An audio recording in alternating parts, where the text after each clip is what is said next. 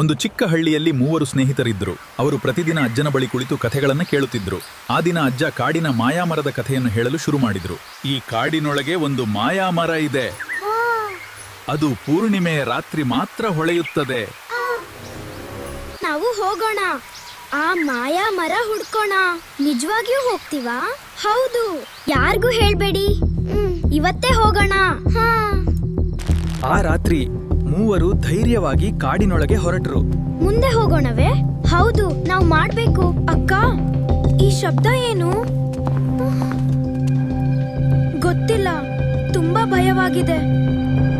ನೋಡಿ, ಈ ಗುರುತುಗಳು ನಮ್ಮನ್ನು ಎಲ್ಲೋ ಕರೆದೊಯ್ಯುತ್ತಿವೆ.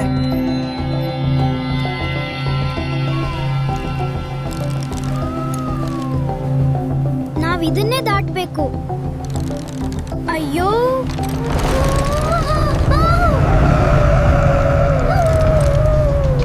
ಅದು ಯಾರು? ಆ ನೆರಳು ಯಾರು? ಮುಂದೇನಾಗುತ್ತೆ ತಿಳಿಯಲು ಭಾಗ 2 ನೋಡಿ.